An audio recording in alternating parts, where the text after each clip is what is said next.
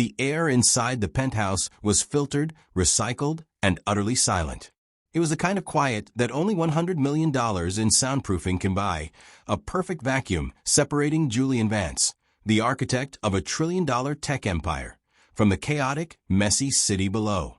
He stood before a floor-to-ceiling viewport, looking down on the ant-sized yellow cabs and hurried pedestrians of Manhattan, adjusting the cuff of his bespoke charcoal suit.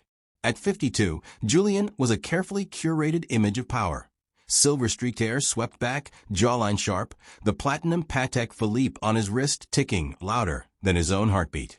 Everything was under control, except the single piece of paper lying on his obsidian conference table.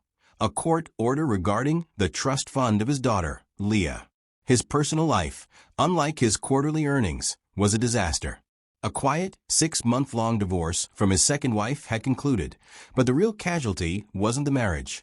It was the tenuous bridge he'd maintained with his 21-year-old daughter. Leah, a child of his first long-lost relationship, had seen the final decree as her cue to cut the cord entirely, demanding full independence from the blood money she claimed fueled his indifference. He had tried to reason with her, to offer her the world, an education at Stanford, a brownstone in Brooklyn, anything. But Leah's rejection was total and absolute.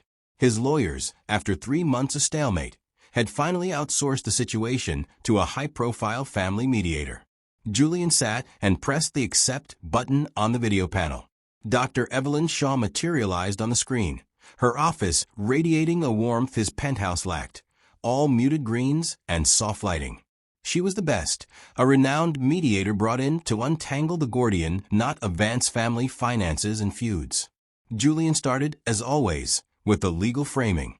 Dr. Shaw, I believe my team forwarded the final offer regarding the trust disbursement and the East Village apartment purchase, assuming she agrees to the non-disclosure. He spoke like he was reviewing a merger, his voice even, revealing none of the desperate, clenching anxiety in his gut. He thought if he could just solve the problem financially, the emotional fallout would disappear.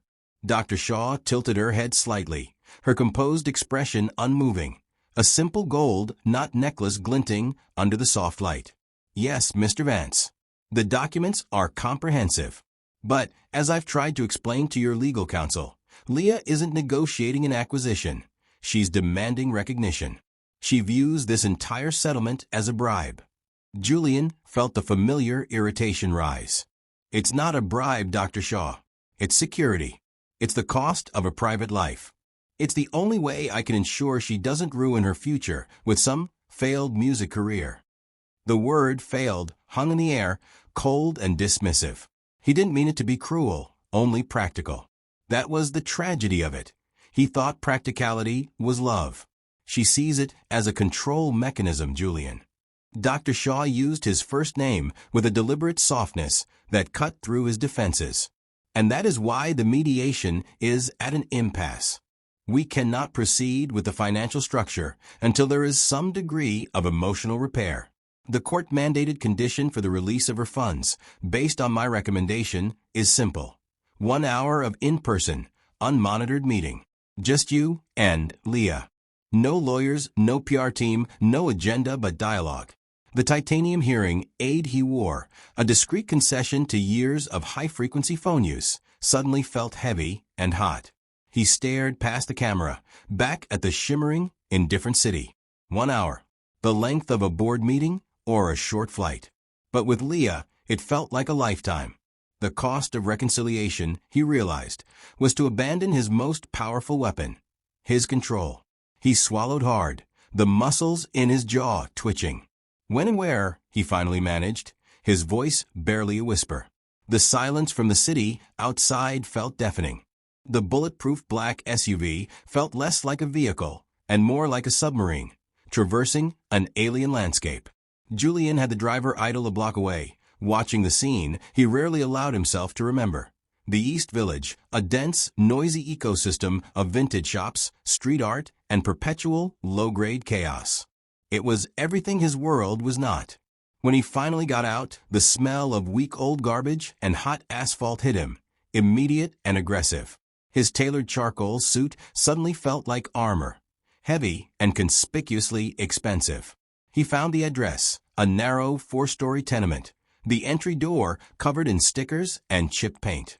He hesitated, adjusting the titanium hearing aid that felt, in this sensory overload, utterly useless. The moment he stepped into Leah's third-floor sublet, Julian knew he was in enemy territory. The air was thick with the scent of turpentine and stale coffee.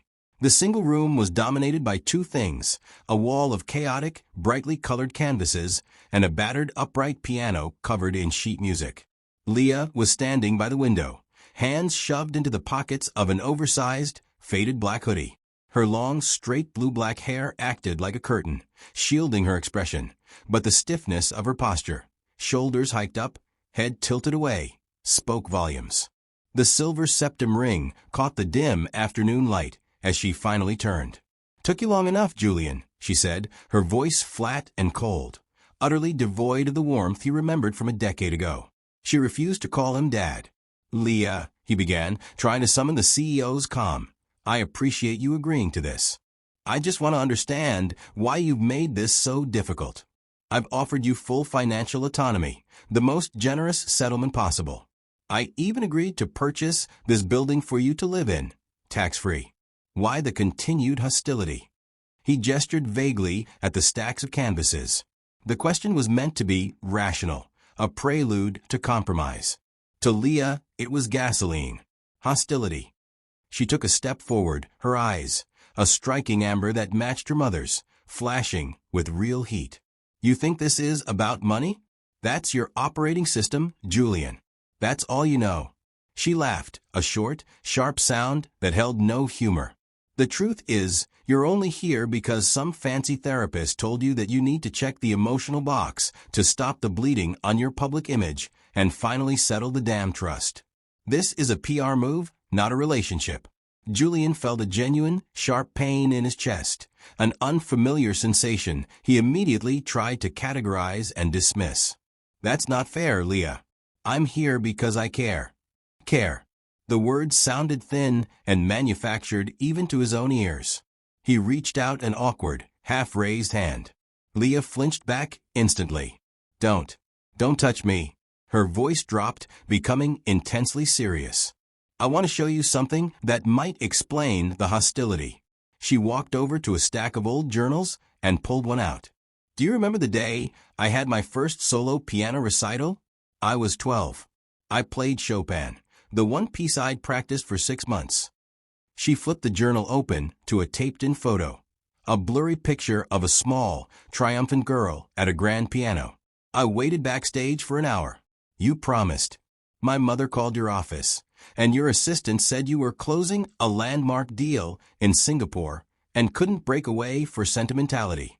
Leah's voice cracked only slightly, but the pain was profound. "You sent a driver with a diamond necklace. I threw it in the river. That wasn't about money, Julian. It was about priority. You missed the first thing I ever did that mattered. And you're still missing it." He felt the accusation land like a physical blow. He vaguely remembered the recital, the crisis call from Asia, the necklace, the relief that money could fix the problem. He opened his mouth, prepared to offer a defense, a logical explanation for the deal's critical timing. But before he could speak, the full weight of her resentment silenced him. He didn't know how to apologize for a memory he barely had. He was trapped in the rubble of his own negligence. The heat in the room was almost unbearable, a combination of the late afternoon sun and the raw anger that emanated from Leah. Julian stood frozen, the recital memory searing through the meticulously constructed shield he wore. He had a million logical answers for the missed event: fiduciary duty, shareholders, market volatility, but none of them mattered. "Leah, I understand that was disappointing, but I sent the best apology I knew how to offer at the time. A unique diamond pendant. You could have sold it, invested in your interests." He hated how hesitant he sounded. "I did," Leah interjected sharply, a smirk playing on her lips. "I sold it 2 years ago. I got 6 figures. I used it to pay off my NYU loans so I could drop out guilt-free, and I bought every single thing in this room." She swept her hand across the chaotic collection of musical instruments and art supplies that you deem a failed career. I turned your apology into my freedom. The only thing of yours I ever wanted was to not need anything from you again." The clarity of her rejection, turning his grand gesture into seed money for her rebellion, was a stunning indictment. But the oddest thing happened next. Julian didn't get angry. The familiar impulse to lawyer up and fight back was replaced by a small, hesitant curiosity. He looked at the canvases, splattered with colors that seemed to fight and merge simultaneously. "What is this style?" he asked, his voice low and cautious, the tone genuinely seeking information, not assessment. He pointed to a large, abstract piece dominated by aggressive strokes of red and deep blue. "It's expressive." Leah's posture shifted. It was a subtle, almost imperceptible change, but the tension in her shoulders dropped a millimeter. It was the first time he'd asked a question about her life that didn't start with "Why aren't you?" "It's called impressionistic grief," she mumbled, looking away, suddenly shy. "It's about the dissonance of feeling pain while living in a world that demands you be perfect. It's what I hear when I can't sleep." She then gestured toward a large, silver sculpture made of twisted, sharp metal scraps. "That's tether. It's about the things that are supposed to hold you together, but are actually just cutting you." For a brief, fleeting moment, the brilliant, guarded young artist eclipsed the angry, estranged daughter. Julian looked at the metal sculpture, its sharp, complex angles reflecting the light. He thought of his own world of hostile takeovers and emotional disarmament. He drew a deep breath and did something he hadn't done in 2 decades. He risked emotional vulnerability. "When I was 20, he began, his voice gravelly. "Before the first IPO, before the name Vance meant anything, I wanted to be a photojournalist. I wanted to travel to conflict zones and capture the truth. Not wealth, not power. Truth." Leah turned, her eyes wide with undisguised shock. "My father, your grandfather, gave me an ultimatum. The company or the camera. I sold the camera and never looked back. I buried that person so deep, I think I forgot he ever existed." He rubbed his hand over the titanium hearing aid, a subtle gesture of discomfort. "We both know what it's like to build a fortress, Leah. Only mine is made of steel and glass, and yours is made of canvas and sound." Leah just stared, the fierce hostility momentarily replaced by a deep, troubled assessment. It was the most human thing Julian had ever said to her.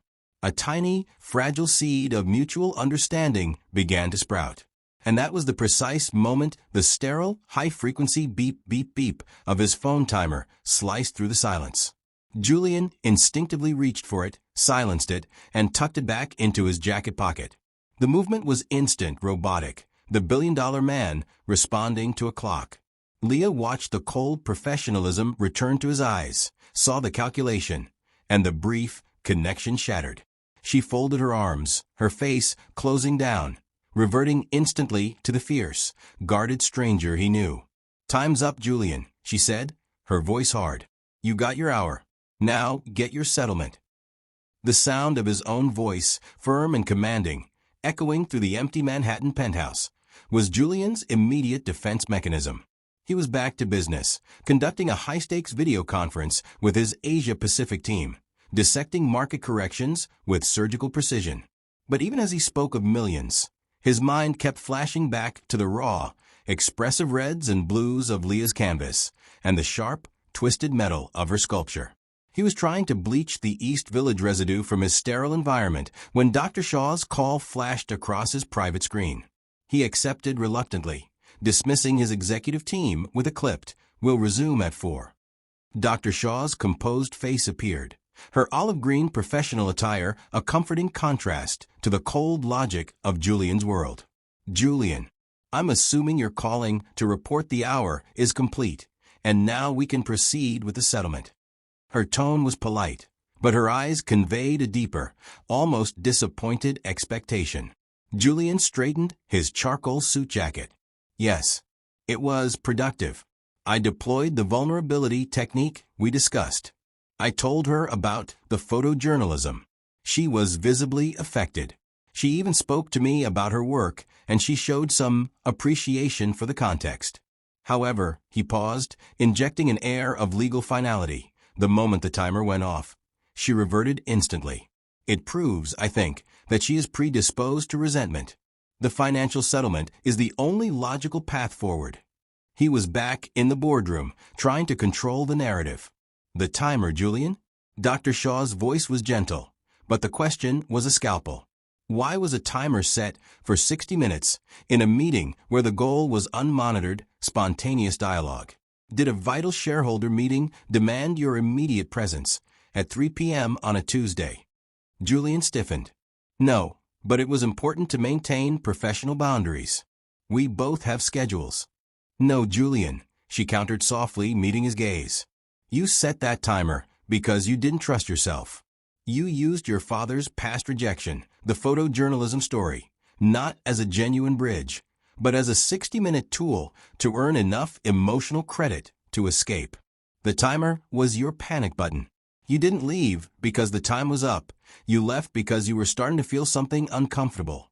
Connection. The accusation hung in the air, undeniable.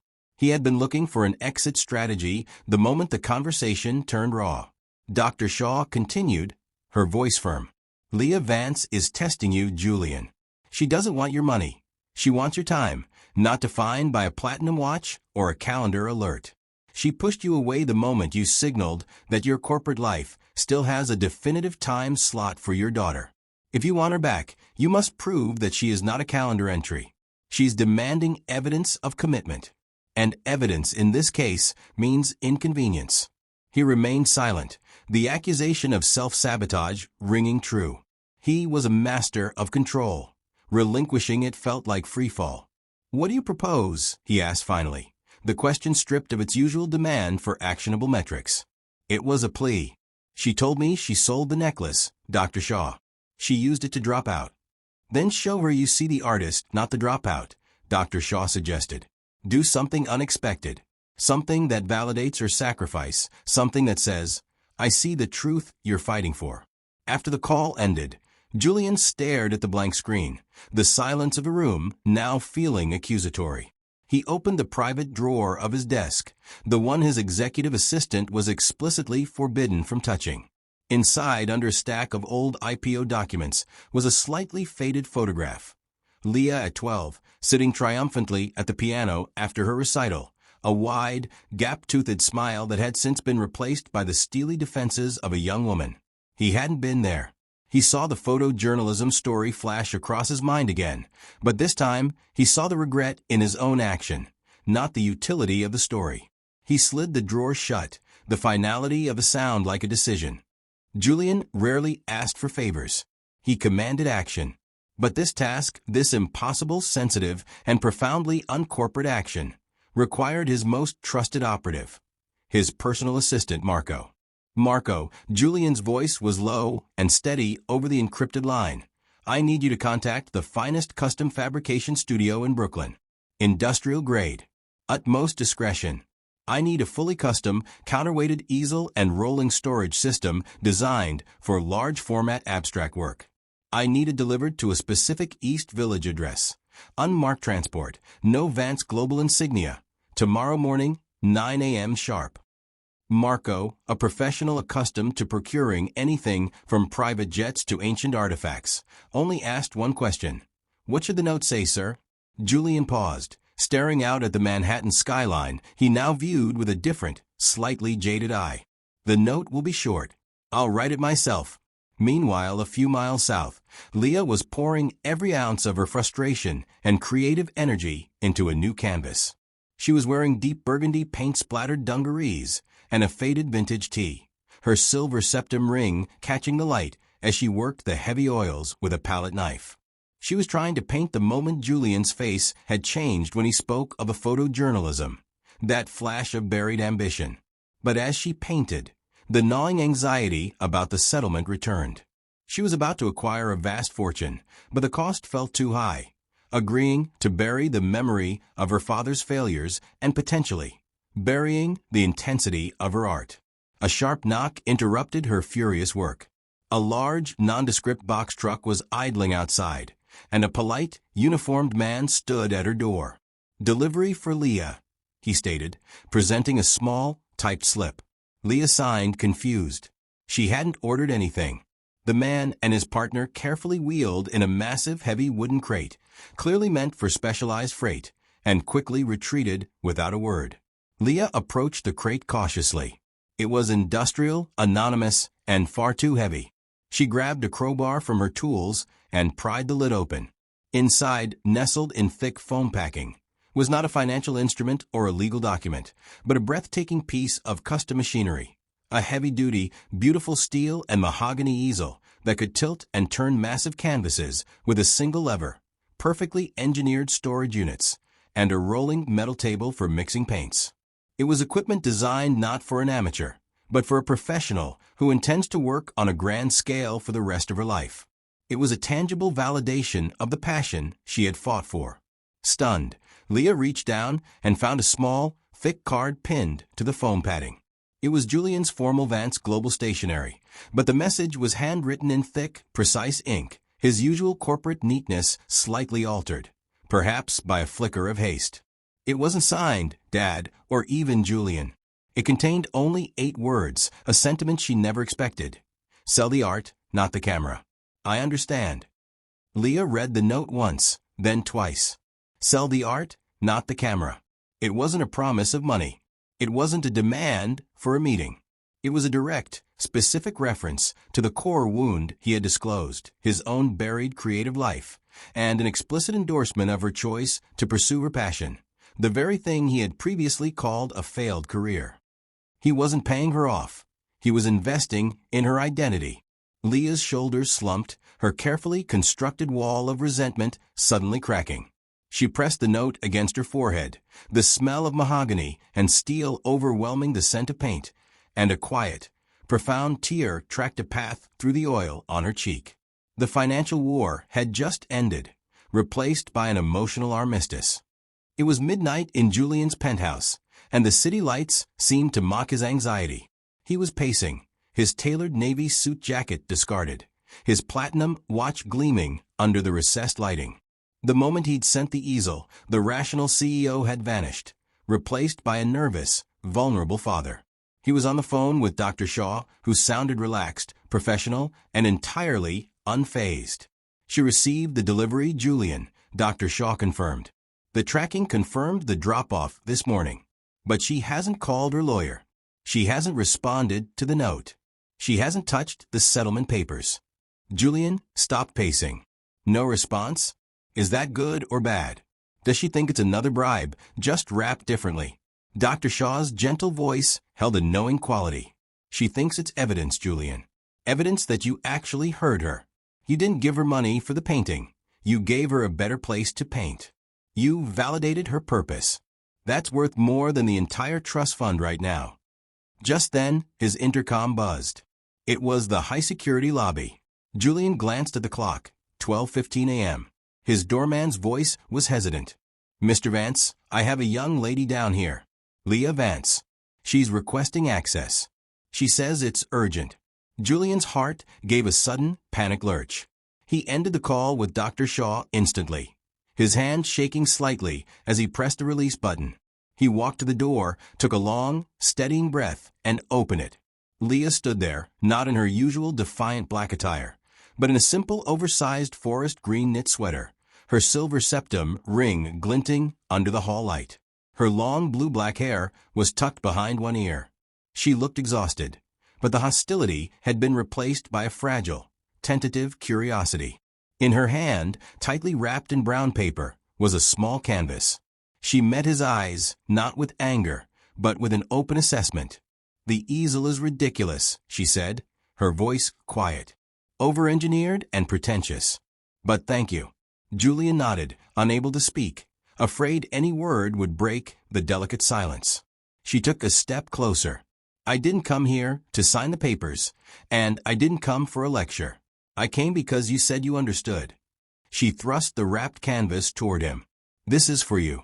It's not one of my impressionistic griefs. This one is different. Julian's controlled hands, the hands that signed billion-dollar deals, carefully unwrapped the gift. It was a painting, small and intimate, rendered in soft, nostalgic tones of gold and cream. It depicted a biracial girl with a gap-toothed smile, sitting proudly at a grand piano, bathed in warm, soft light. It was the moment he had missed, the memory he barely had, painted by the adult who carried the wound. The title, scrawled on the back, was simply, The Recital. He looked up, his eyes suddenly glistening with an emotion he hadn't allowed himself to feel since he was a child. Naked, gut-wrenching grief and gratitude. Leah hadn't just forgiven the past, she had reframed it for him, gifting him the memory he hadn't earned. He looked from the painting back to his daughter, recognizing the intense love and the immense pain reflected in her amber eyes. The financial settlement, the court order, the PR crisis, all of it faded away. This small painting was the real contract. "I didn't think you remembered the color of the velvet curtain," he managed, his voice thick. Leah shrugged, a gesture that held a touch of her old defiance, but also genuine warmth. "I don't. I ask Mom. The painting isn't for you to remember what you missed, Julian. It's for you to remember what I'm capable of." She paused, a small, genuine smile finally touching her lips. "So what happens now?" The question was an invitation, not a demand. Julian looked at the painting in his hands, then at his daughter, standing in the doorway of his sterile fortress. He finally saw her, the artist, the woman, not the asset or the problem. "What happens now?" Julian whispered, stepping aside and gesturing into the warmth of his living space, "is we try to talk. Would you like to come in, Leah?" She nodded, and for the first time in years, Julian closed his front door on the world, leaving the silence to be broken by a real, human conversation. Thanks for watching. More stories are coming soon.